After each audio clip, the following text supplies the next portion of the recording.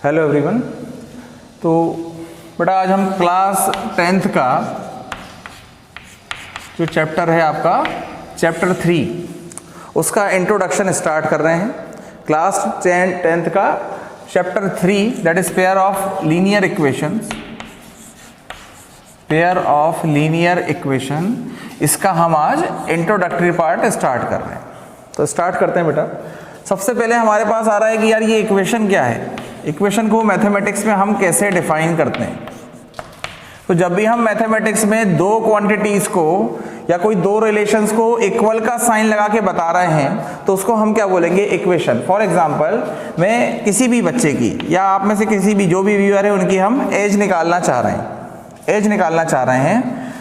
तो एज को मैं मान लेता हूं x, उनकी जो डेट ऑफ बर्थ है उसको मैं मान लेता हूं, ठीक है, यहां लिखता हूं मैं जो प्रेजेंट ईयर है 2020 और जो डेट ऑफ बर्थ है उसको मान लेता हूं मैं y। तो देखें आप यहां पे एक रिलेशन मिल रहा है x इक्वल टू, इक्वल का यूज करके x equal to 2020 minus date of birth क्या हो गई y। अब यहाँ पे अगर मैं किसी की भी डेट ऑफ बर्थ पुट करता हूँ, सपोज करो मैं यहाँ पुट करता हूँ 1994, तो x मुझे कुछ मिल जाएगा। तो x सपोज करें, यहाँ सपोज का सॉल्व करें तो ये हमें मिल जाएगा 26। तो x इक्वल टू 26 क्या हो जाएगी, हमारी एज हो जाएगी। किसके लिए, ऐसे पर्सन के लिए जिसकी डेट ऑफ बर्थ कितनी है 1994। तो यहाँ पे देख रहे हैं हम x बदलेगा तो y बदलेगा या फिर y बदलेगा तो x बदलेगा। और कुछ हमें रिलेशन समझ में आ रहा है, कुछ रिलेशन है इसके साथ, x का y के साथ कुछ रिलेशन है, किसका साइन यूज करके, इक्वल का साइन यूज करके। इस टाइप के एक्सप्रेशन को हमने क्या बोला, इस टाइप के एक्सप्रेशन को हमने बोला इक्वेशन। तो ये हो गई हमारी एक मैथमेटिकल इक्वेशन। आगे देखते हैं हम। अब यहाँ हमारे पास नेक्स्ट क्वेश्चन आता है, या इंट्रोडक्टरी पार्ट में देखें तो हमें समझना है कि लीनियर इक्वेशन क्या होती हैं, व्हाट आर लीनियर इक्वेशंस। तो लीनियर इक्वेशन को देखें आप कैसे डिफाइन करेंगे।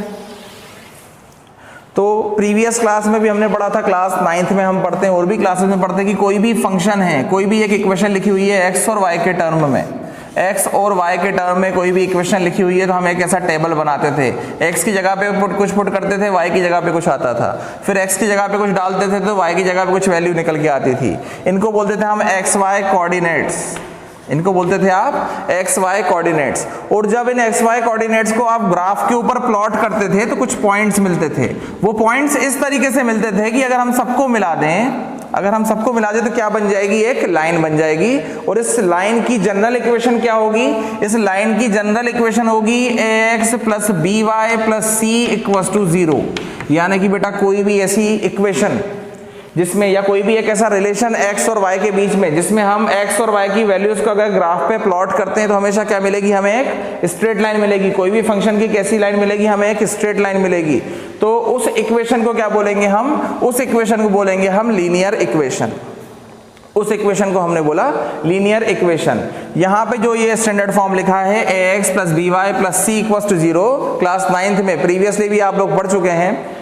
x plus B Y plus C equal to 0 को हम बोलेंगे लीनियर इक्वेशन। यहाँ पे आपको ध्यान रखना बेटा, ए बी सी क्या है, ए बी सी यहाँ पे हैं variables, sorry A B C यहाँ पे हैं कॉन्स्टेंट्स जिनकी वैल्यू चेंज नहीं होगी। फॉर एग्जांपल अगर हम इस इक्वेशन में देखें तो 2020 क्या है, हमारा कांस्टेंट है। x और y एक दूसरे के ऊपर डिपेंड कर रहे हैं, रिलेट कर रहे हैं इक्वेशन में। y चेंज होगा, x चेंज होगा, x चेंज होगा, y चेंज होगा, पर लेकिन 2020 कैसा रहेगा, 2020 एक जैसा रहेगा। तो इसको क्या बोलेंगे हम, कांस्टेंट। x और y क्या कहलाते हैं इस इक्वेशन में, वेरिएबल। क्योंकि मैंने अभी बताया बेटा जो चेंज हो जाए उसी को क्या बोलोगे आप, वेरी कर रहा है। वेरी का मतलब क्या होता है, चेंज होना। तो वेरिएबल क्या है, ऐसी क्वांटिटीज जो चेंज हो जाए उनको हमने बोला वेरिएबल। तो लीनियर इक्वेशन की जनरल इक्वेशन क्या मिली हमें, ax plus B Y plus C equal to 0। ऐसी इक्वेशन जिसमें अगर हम एक्स वाई को रिलेट करेंगे और कोऑर्डिनेट्स को प्लॉट करेंगे तो फंक्शन का ग्राफ हमेशा कैसा बनेगा, स्ट्रेट लाइन बनेगा। इसको मैंने बोला लीनियर इक्वेशन। तो ये मिल गई हमें लीनियर इक्वेशन। बेटा जितनी चीजें आपको बता रहे हैं ये सब आपके ऑब्जेक्टिव क्वेश्चंस के लिए, कोई भी लेवल का एग्जाम हो, एमपी बोर्ड, सीबीएसई, किसी भी लेवल का एग्जाम हो, ऑब्जेक्टिव क्वेश्चन के लिए जितने बेसिक हम डिस्कस कर रहे हैं सभी इंपॉर्टेंट है आपके लिए, और भी ऑब्जेक्टिव के अलावा भी। क्योंकि एक्सपेक्टेड यही है कि आने वाले टाइम में ऑब्जेक्टिव क्वेश्चन हमसे ज्यादा पूछे जाएंगे।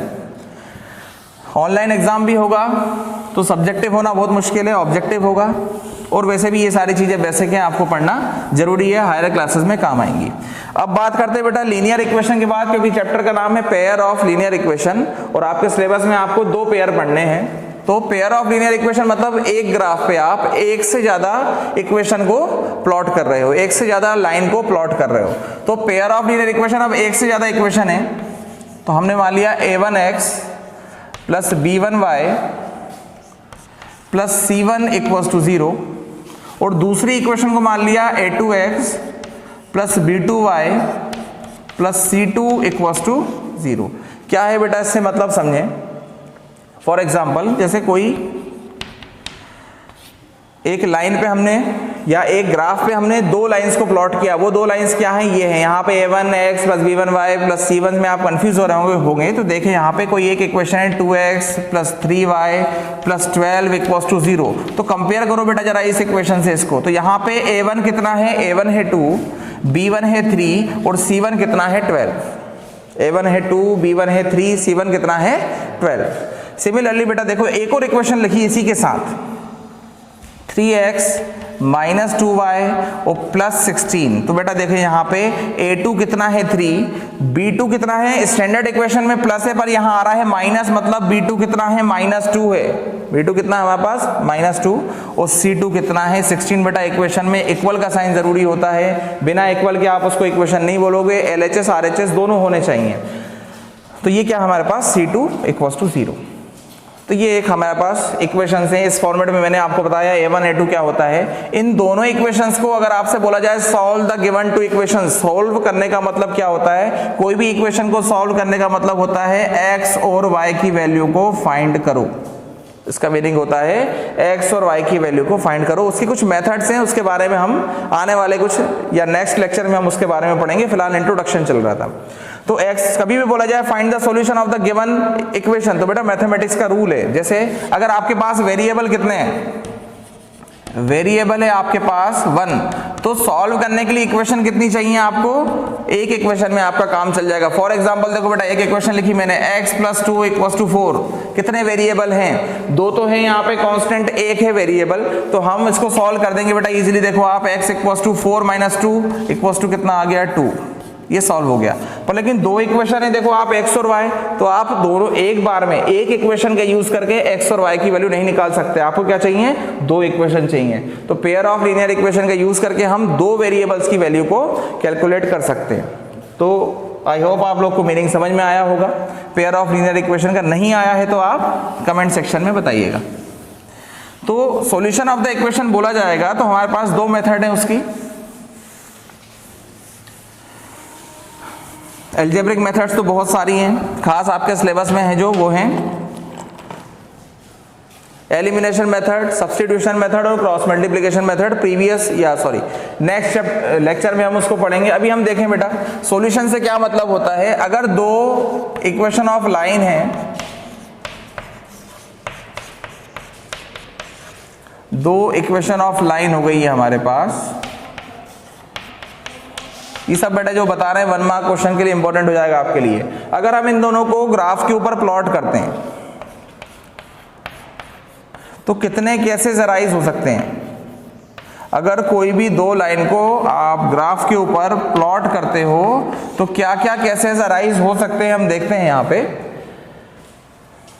फर्स्ट केस तो बेटा ये हो गई हमारी x एक्सिस y एक्सिस, और क्या होगा, या तो दोनों लाइंस कैसी निकल जाएंगी एक दूसरे के पैरेलल, लाइंस कैसी होंगी, पैरेलल होंगी। तो बेटा जब भी लाइंस पैरेलल होती हैं, हमने ऑब्जर्वेशन से देखा, हमने सॉल्यूशन निकाल के देखा इक्वेशंस का, तो लाइन जितने पॉइंट पे एक दूसरे को कट करेंगी उसी पॉइंट पे क्या मिलेगा, हमें सॉल्यूशन मिलेगा। सॉल्यूशन मतलब x और y की वैल्यू, x और y की वैल्यू कहाँ मिलेगी, जहां पे लाइन एक दूसरे को कट करेंगी। पैरेलल लाइंस का मतलब दोनों सेम एंगल पे मूव करती जा रही हैं, पैरेलल, दोनों मूव करती जा रही हैं पैरेलल, मतलब इन फ्यूचर या आगे आप चलते जाओ ये दोनों एक दूसरे को कभी भी इंटरसेक्ट नहीं करने वाली। इंटरसेक्ट नहीं करने वाली मतलब लाइंस तो है पैरेलल। और सॉल्यूशन कैसा होगा, तो सॉल्यूशन होगा नो सॉल्यूशन, इनका सॉल्यूशन पॉसिबल नहीं है। बेटा बहुत सारे कंक्लूजन देने वाला हूं यहाँ पे। पहला कंक्लूजन, अगर लाइंस पैरेलल हो तो सॉल्यूशन कैसा होता है, सॉल्यूशन एग्जिस्ट नहीं करता। अगर सॉल्यूशन नहीं है मतलब लाइंस कैसी होंगी, पैरेलल होंगी। तो ये हमें एक कंक्लूजन मिला फर्स्ट वाला, फर्स्ट केस हमने पढ़ा। केस 1 हमने पढ़ा लाइंस आर पैरेलल। और बेटा अगर मैं दो लाइंस को प्लॉट करूं ग्राफ के ऊपर तो और क्या हो सकता है, और क्या पाया जाएगा आप देखें, हो सकता है दोनों की दोनों लाइंस एक दूसरे के ऊपर हों, लाइन 1 भी वहीं आए और लाइन 2 भी वहीं आए, दोनों एक दूसरे के ऊपर क्या हो गई, इस तरीके से रखी हुई है। मतलब दोनों एक दूसरे को कितने पॉइंट पे इंटरसेक्ट कर रही हैं, कितने पॉइंट पे टच कर रही हैं। तो बेटा आगे बढ़ाते जाओ लाइन को, कितने पॉइंट पे टच करेंगी, इन्फिनिट। मैथमेटिक्स में बहुत सारे नहीं बोलेंगे, अपन बोलेंगे इन्फिनिट पॉइंट्स।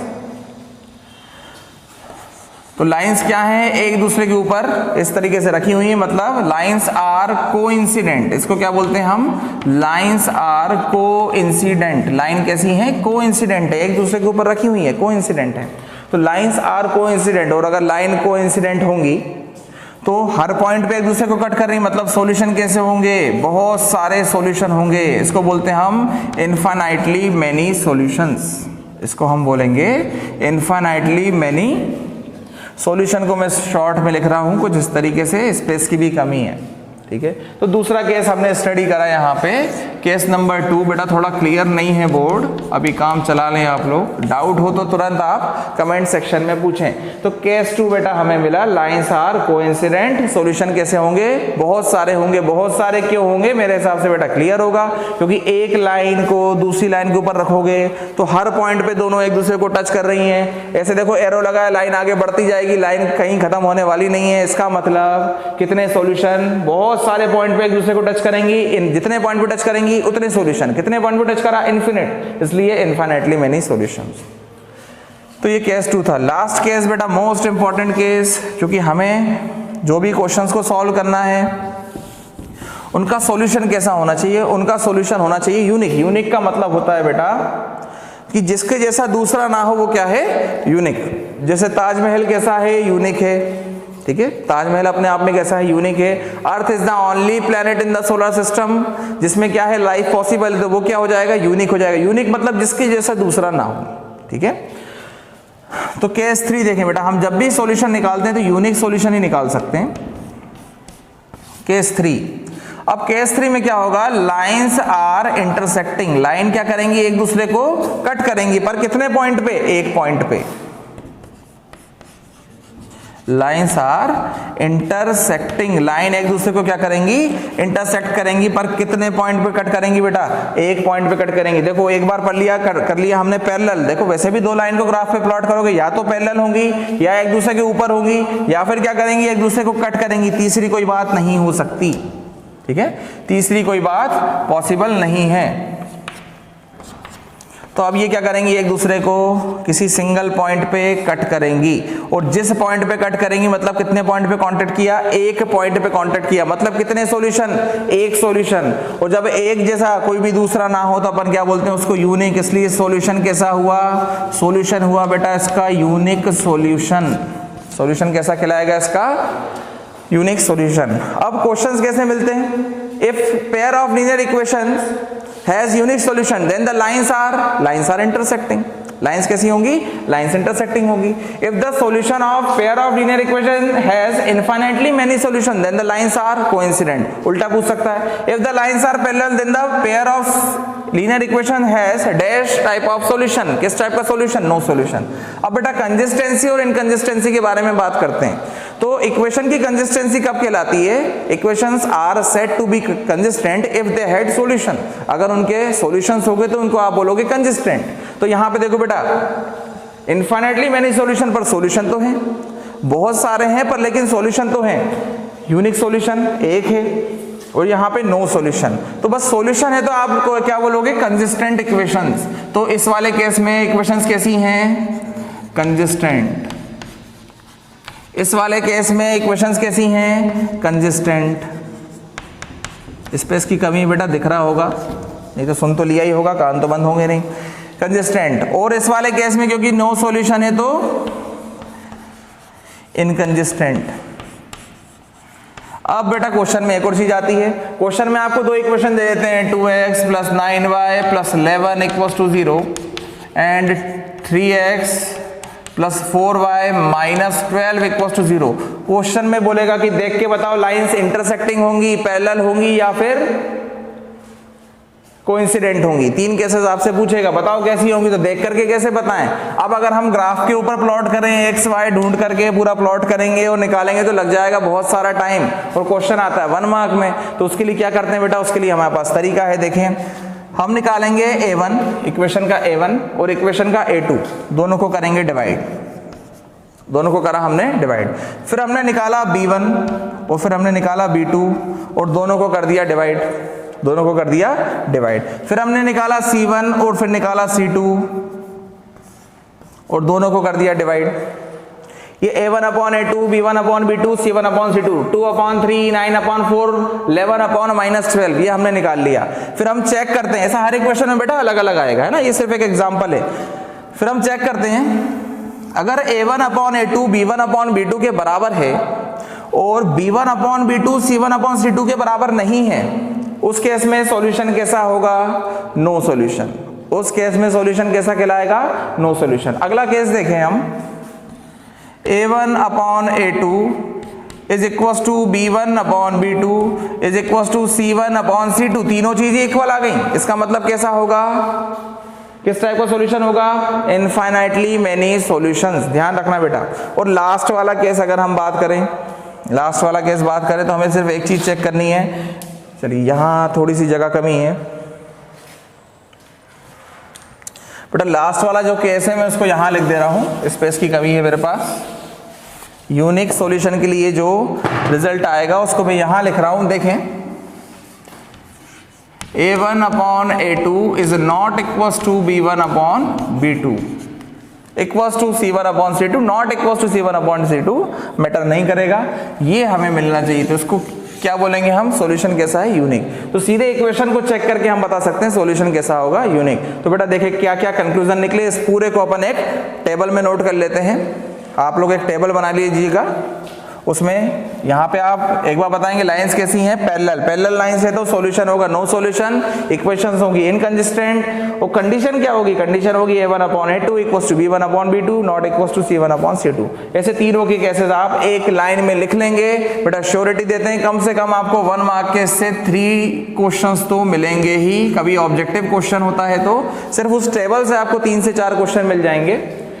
और अगर जैसे जनरल अभी तक चलता आया है, जैसे पेपर्स होते थे रेगुलर वैसे ही हुए, तो मान के चले 2 क्वेश्चन ऑब्जेक्टिव के मिलेंगे। बेटा देखें, बड़े question 2 mark 3 mark 4 mark 5 mark ये प्रेडिक्टेबल होते हैं, पर लेकिन 1 मार्क क्वेश्चन हमारा पेपर बिगाड़ देते हैं। जो 25 मार्क्स के क्वेश्चन आते हैं उनकी तैयारी सबसे ज्यादा इंपॉर्टेंट होती है। तो उनकी तैयारी के लिए बेटा ये टेबल आपको बनाना है, यही आपका असाइनमेंट रहेगा। जब भी आपका स्कूल लगेगा, जब भी आप लोग आएंगे पढ़ने, तो चेक किया ही जाएगा। तो नोट कर लें, कहीं पे कुछ डाउट हो तो कमेंट सेक्शन में बताएं। Thank you.